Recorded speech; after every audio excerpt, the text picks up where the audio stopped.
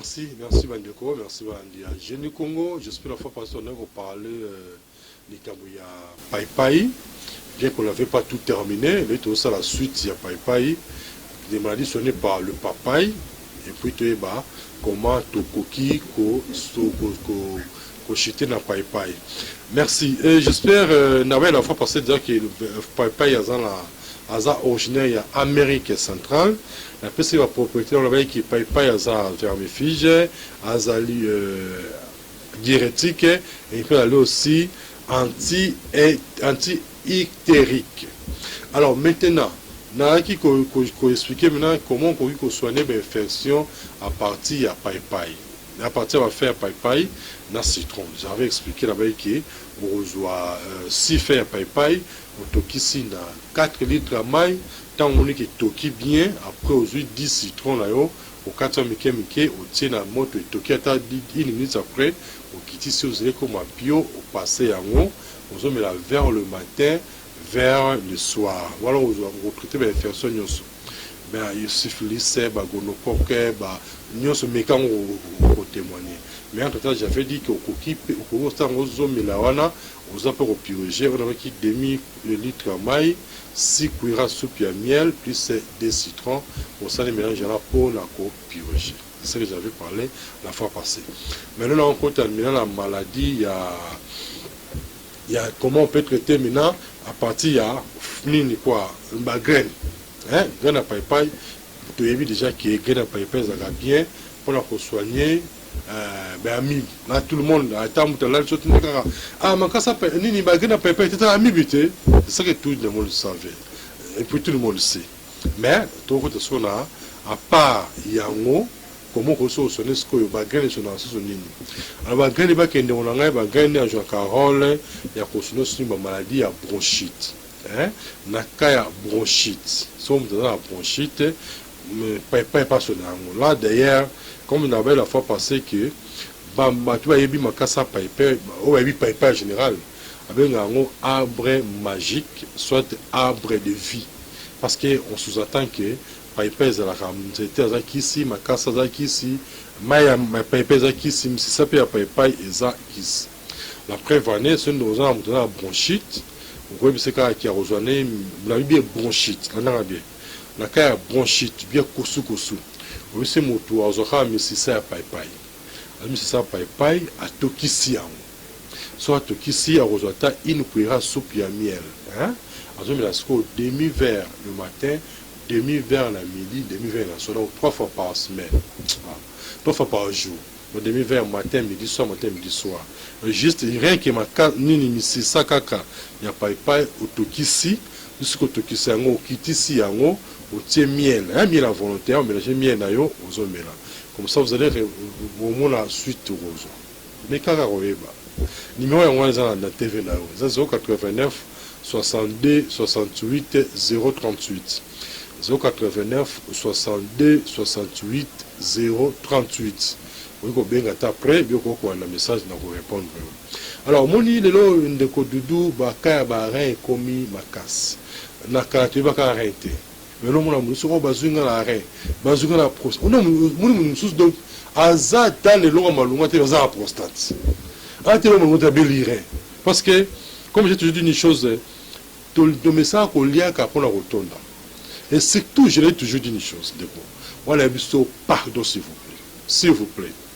Au monde, il y a boisson secrète. Il y a plastique. Il y a. Limisangaya. Mais quand vous voyez, il y a un secret. Il y a un tabakabelio, comme la honte. Parce que ils ont à boire et à manger la carte. La vie, il y a boisson secrète, il y a plastique. À tabakabelio, comme la honte. Suite, un jour après. Mais, dans l'ensemble, comment il faut, il y a un monde pour me barrer. Barrer, il y a un ming, il y a un bistrot pour aimer le bistrot. Il y a un peu on est au Romélara. Son monde est coloré au lème. C'est déjà mauvais. Parce que les déchets toxiques, nous sommes dans l'arrêt. Si nous sommes nettoyer la carène, la bistrot. Tant que nous avons 6 ans, nous avons 6 ans, nous avons coloré, non? Mais on dit. Maï na suka ina kuluha nde sali secret tazo fiba ngo bo sentiment Non, mais le roi a été à robinet. Hey, alors, maintenant, on peut nettoyer les reins, on peut dire parce que c'est rapide. Ok, moi, quand on va déterminer les terre, je voulais une autre question pour la ligne, alors, c'est clair plastique, mais, t'as un ok. Sinon, quand on va détailler, et on risque là, si ça m'a sur pas été. Mais d'ailleurs, pour la nettoyer les reins, d'ailleurs, d'après mes titres, tout ça m'a dernièrement, ma bible qui va graine, il y a pas et zali, et non, il y a prévention pour les problèmes liés à rein. Malgré il n'y a pas de prévention pour les problèmes aux alliés liés à rein. Alors, soit elles peuvent aussi traiter, soit prévenir maladie à rein. Nous avons des décisions sérénales, louana, grave à n'a pas. Alors maintenant, comment on peut le faire maintenant? Moi, je vais souhaiter, c'est mon temps on lit à païpaï nayo. Ça est fort, on lit à païpaï normal. Maintenant, le fils qui ne pourra soupe. Il y a des gens qui ne tout le monde, je me souviens na kazara papa bakata on a posé na mbele sur les masubote et comme on a posé na lutu on lui a papa na la lutu j'espère qu'on est bon non alors mais là ça ce que système il y a tant on lui a on joue à une cuillère soupe il y a ba green à papa on lui a ensemble là papa alors on est rejouer payroll makasi na côté à foie aussi vous savez que foie comme le rein les a des organes très capital, il faut apprendre à rebondir. C'est très capital. D'ailleurs, avant qu'on ait rencontré un esprit, comment on peut nettoyer même aussi foie, mais là, il va toujours qu'il peut être, il va le il va tout le balandier, mais il va le il y a des moments poser la question, répondre rapidement. À ce moment qui dit, il y a tout le monde qui a qui peut commercialiser en haut. Non, de quoi. Si na sala qui n'a pas en bas, na le bas de la fois passé, monsieur ne bandeliqué. Si on a sala qui wana important, c'est tu on les aligne.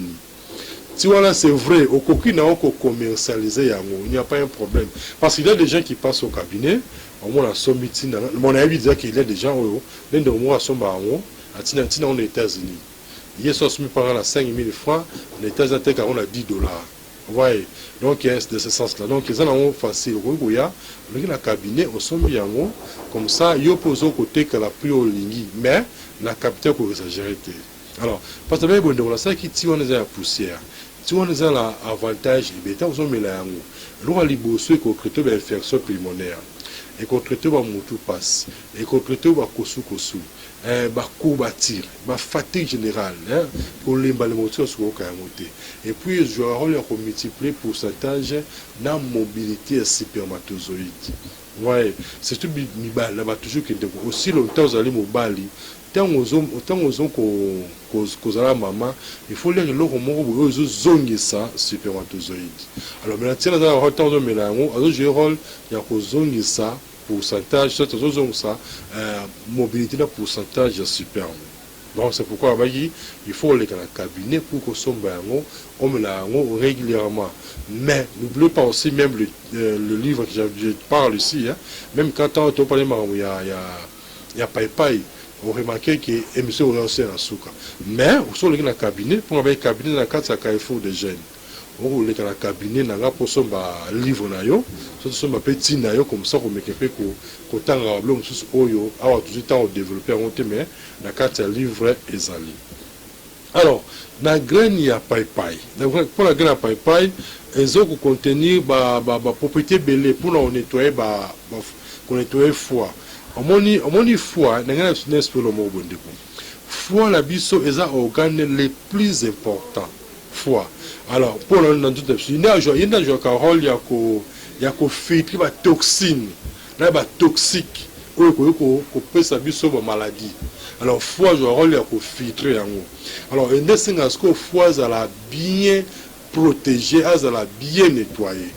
Ouais. Alors, mais j'espère que vous avez des thèmes, vous avez voilà, quand on a des thèmes, on a expliqué comment on peut nettoyer le foie, comment on peut traiter le furoncle, comment on peut traiter la bactérie qui est dérangée, mais c'est coquille. Et nous sommes dans un mouquet. Mais si vous avez posé un livre dans le cabinet, dans la carte de Carrefour des jeunes, pour ce livre nayo, surtout sur ma syllabus nayo, ou sur ma ti on a salaki, mais j'ai toujours dit choses à un particulier, on a notamment les slatés, on roule dans la cabinet, ce sont des conseils, on peut se conseil, ce sont des traitements, dans le traitement pour que vous ayez la bonne santé. Numéro 081 81 14 3 6 5 081 81 14 3 6 5 ou bien 089 62 68 038. Maintenant, la cabinet sur ma livre, ou sur ma service, surtout sur ma tinayo, pour que et sur ma casse. Donc, il y a une attendance à Luzolo Kabimba. Pour ce merci Namoro, merci au Bidou Moutir et puis na Alain Kabongo. Prochainement, bye bye.